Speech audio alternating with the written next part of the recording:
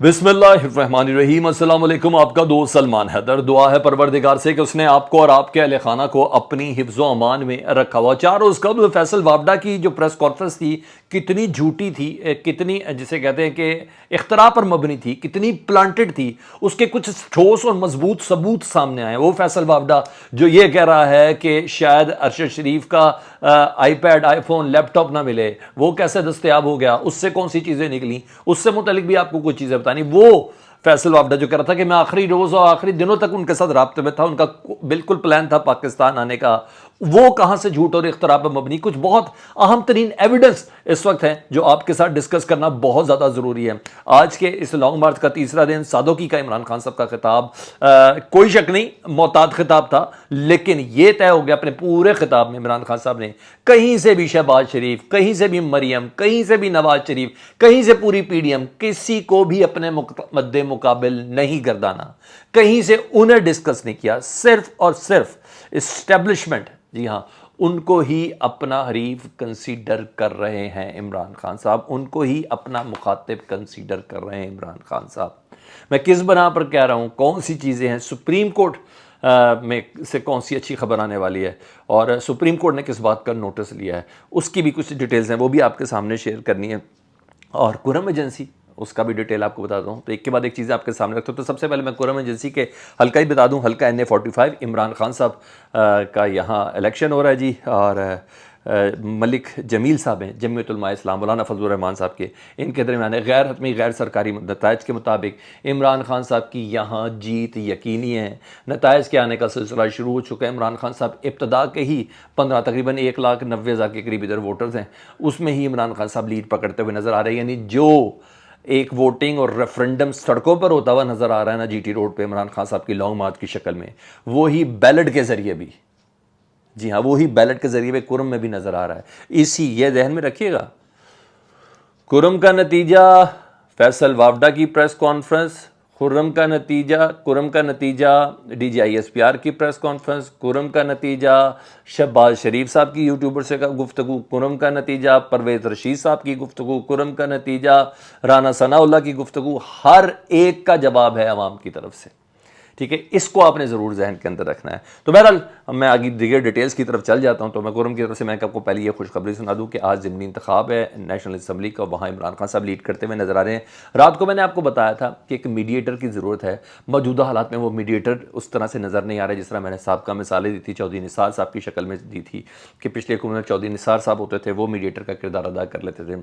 उससे पहले गुलाम मुस्तफ़ा खर कर लेते थे। उससे पहले अगर बात की जाए तो मौलाना कौसर नियाज़ी जैसी शख्सियात कर लेती थी। उससे पहले किया जाए तो कुछ खुद भुट्टो साहब भी कर लेते थे। तो ये तमाम चीज़ें चलती रहती थी। इस बार कम था, लेकिन शुक्र है अल्हम्दुलिल्लाह परवेज़ इलाही की शक्ल में एक ऐसी आस और ढारस बंध गई है कि ये साहब हैं जो करने वाले हैं, बात करने वाले हैं। और परवेज़ इलाही साहब ने गुफ्तगू की, उन्होंने कहा इंशाल्लाह इमरान खान साहब को कामयाबी होगी। और हमेशा लॉन्ग मार्च जब भी होती है उसके साथ बैकडोर मुज़ाकरात होते रहते हैं, और इस बार भी मुज़ाकरात हो रहे हैं। और मैं इस बात को 100% सेकंड करता हूँ जी, ठीक है, विद माई ऑल कैपेसिटी, कि ऐसा ही है। माजी में भी यही होता रहा। आपने देखा इमरान खान साहब, आपने देखा पैट पाकिस्तान अवामी तहरीक, आपने देखा मौलाना फजलुर रहमान, चौधरी शुजात साहब की नेगोशिएशन, आपने देखा बिलावल साहब, आपने देखा मरियम, ये तमाम के तमाम जो धरने। हाँ जी, TLP आप देख लें। अच्छा, इसके अलावा दीगर जो हर बारी तो नेगोशिएशन के साथ ही हुआ, ये सब बैकडोर कहीं ना कहीं राब्ते चल रहे होते। उन्होंने कहा जी इस बार भी चल रहे हैं। और खान साहब निगेट क्यों कर रहे हैं ये भी मैं आपको बता दूं। खान साहब बिल्कुल दुरुस्त इनकार कर रहे हैं, क्योंकि वो अभी किसी मंडेर चढ़ा नहीं ना, वो बात किसी मंडेर चढ़ी नहीं है, अभी बात हो रही है, चल रही है, देखें क्या होता है। वो अगर खान साहब अभी मुज़ाकरात के हवाले से बता दे, जो अभी कामयाब भी नहीं हुए, अभी उसका पहला TORs वगैरह, अभी तो ये बात होनी है गुजरात के करीब जाके। हाँ जी, तो उससे पहले सामने आ जाएं तो सरकार तो डिस्चार्ज हो जाएंगे जी, हम इधर सड़क पे और पीछे बात हो रही है। तो ये उनका ऑब्वियस बनता है, और बताना बिल्कुल बनता भी नहीं है कोई, क्योंकि ऐसी बात कोई है भी नहीं। जब होगी तो तब देखी जाएगी। बहरहाल आज ये भी कहा गया कि रात को बेदियाँ रोड पर शादी थी। बेदियाँ रोड आपको पता है कंटोनमेंट का इलाका है, यहाँ शादियाँ भी कोई गैर मामूली होती हैं। और तो वहाँ अहम शख्सियत से परवेज़ इलाही साहब की मुलाकात हुई है, और उस मुलाकात में इमरान खान साहब की तकरीर और उस प्रेस कॉन्फ्रेंस को जो DGI और DGI-SPR ने की थी, उसके बाद की इमरान खान साहब की गुफ्तगू टोन, उसको डिस्कस किया गया। इतना सिर्फ बताया गया, ऐसा तो नहीं है सिर्फ डिस्कस किया गया, आगे कुछ चीज़ें भी होती कि मामला सलूट कहाँ करना है, सोल्यूशन कहाँ है, आना है, क्या आना है। तो अहम तरीन आला तरीन शख्सियत से परवेज़ इलाही साहब की मुलाकात हो गई है जी। अब आ जाओ जी इमरान खान साहब के उस खिताब के हवाले से। सादोकी का खिताब, खान साहब का कोई शक नहीं, मोहतात था जी। अब रैंक नाम नहीं ले रहे, अब बाकायदा नाम भी नहीं ले रहे, अब इस्टेब्लिशमेंट का नाम लेके बात कर रहे हैं जी। एसाब की गेम है और ये बढ़ती जा रही है, और खान साहब हुकूमत को कहीं नहीं ललकार रहे, कहीं मद्दे मुखातिब जो है ना वो हुकूमत नहीं है। आपने ये चीज़ नोट करनी है, खान साहब कहीं भी हुकूमत से मुखातिब होते हुए नज़र नहीं आ रहे। खान साहब मुस्तकिल इस्टेब्लिशमेंट से मुखातिब होते हुए नज़र आए। आपने ये कहा था, आपने ये कहा था, अब आप ये कह रहे हैं, हम आपके साथ नहीं, ये करके कह रहे हैं। ठीक है जी। तो क्योंकि खान साहब को आज भी ये यकीन है कि असल बात जो है ना, जो कुछ भी होना है वो मुक़्तदर हलकों की तरफ से ही होना है। ये तो सिर्फ एक कठपुतली है मौजूदा हुकूमत अपने 14 जमातों के इत्तेहाद के साथ। तो ये साहब की जंग बढ़ती जा रही है और देखते हैं कौन सा फरीक लचक दिखाता है, लेकिन इस वक्त कहीं भी लचक नज़र नहीं आ रही। ठीक है, खान साहब ने अपना हरीफ इस्टेब्लिशमेंट को बनाया हुआ है। इतनी मैं आपको जस्ट कॉपी पेस्ट रिपोर्ट करूँ तो ये है। अब खान साहब के उन मुंदजात से मुतल्लिक से कहते हैं, खान साहब आज बहुत नेक्स्ट लेवल पे कोई दूसरे पैराए के ऊपर आया।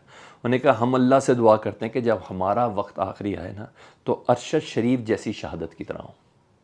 खान साहब ने नत्थी कर दिया। अरशद शरीफ किस वजह से मशहूर हैं जी? हक़ की बात करने से, अपनी बात पर अड़े रहने से, अपने इस्तबदाल पर अड़े रहने से, किसी की ग़ुलामी ना, क्योंकि वो पूरे रजीम चेंज ऑपरेशन को सेकंड करते हैं वो अरशद शरीफ शहीद साहब। उन्हें कहा ग़ुलामी से इनकार करने से, तो इसका मतलब इमरान खान साहब कह रहे हैं कि उसी तरह मैं लड़ते लड़ते जहाद करते हुए मैं शहीद हो जाऊँ, मेरी ख्वाहिश ये है कि अरशद शरीफ जैसी मुझे मौत आए। तो ये बहुत ही मानी खेस है, बहुत ही इंपॉर्टेंट स्टेटमेंट है इमरान खान साहब की, बहुत इंपॉर्टेंट स्टेटमेंट। तो अब एक और चीज़ आज़म सवाती के हवाले से इमरान खान साहब ने बाकायदा अप्रिशिएट किया है। सुप्रीम कोर्ट की इंसानी हकूक़ की कमेटी है, उसने कल आज़म सवाती साहब को बुलाया जी। खान साहब ने इस बुलाने पर काफ़ी अप्रिशिएट किया है और मैं कहूँगा कि खान साहब के मौक़िफ़ की फ़तह है। खान साहब जो बार बार कह रहे थे फ़तह है कि पता है, चले अब आज़म सवाती साहब 2 अफराद के नाम भी ले चुके हैं, तो अब ज़रा सुप्रीम कोर्ट के अंदर वो सारी चीज़ें आज़म सवाती साहब पेश भी करेंगे, किस बिना पर उन्होंने नाम लिए हैं वो भी सारे पेश करेंगे, या आज़म सवाती साहब बताएंगे कि मेरे साथ हुआ क्या है।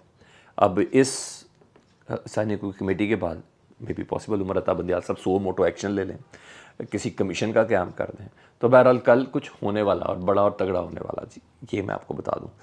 अब आ जाऊँ जी अरशद शरीफ केस के हवाले से। खुर्रम और वक़ार जी 2 बंदे जिनको पूरा जियो और दूसरे तमाम चैनल अब तक FIR में उनको कातिल डिक्लेयर कर चुके हैं, और इमरान खान साहब की तरह और सलमान इकबाल साहब की तरह वो दोनों शहजादे सामने आ गए। पहले तो उनकी कॉपी पेस्ट कर दें उनकी स्टेटमेंट। उन्होंने इन्वेस्टिगेशन जो टीम कीनिया पहुंची है उनसे उन दोनों भाइयों ने बात की है, वो बता दूं, फिर मैं आपको बता दूं कि फैसल वावडा साहब कहाँ चल रहे हैं जी। और उसके साथ ही ज़ाहिर बात है मैं फैसल वावडा का भी आपको बता देता हूँ क्या है।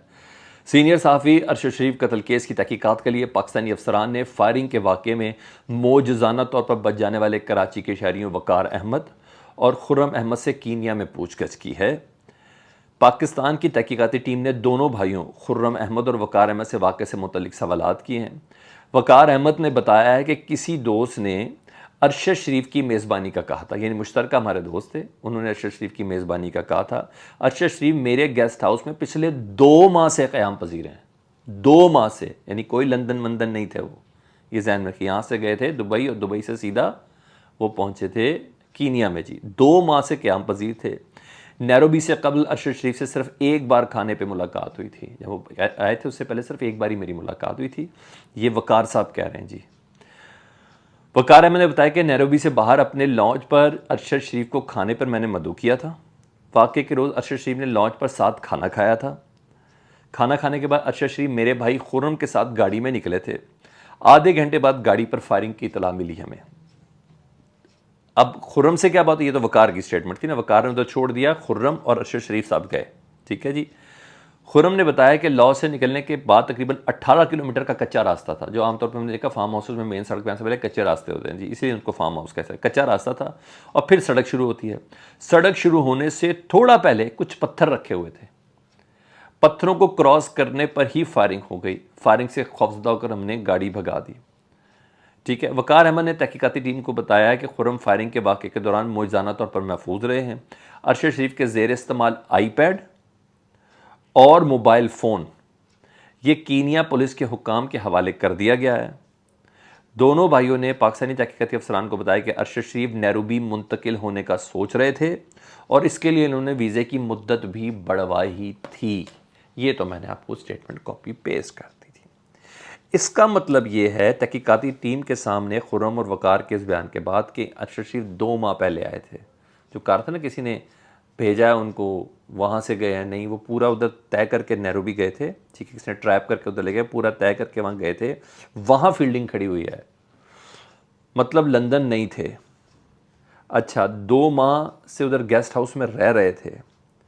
अच्छा, यानी जिस जगह पे उनको शहीद किया गया है वो कोई लीगल ब्लॉक नहीं था, यानी पुलिस का कोई नाका नहीं था, ऐसी कोई चीज़ नहीं थी। पत्थरों के साथ रोका था गाड़ी आस्ता करने के लिए, और जब किसी की फील्डिंग खड़ी करनी हो तो पत्थर लगा के उसकी स्पीड स्लो की जाती है।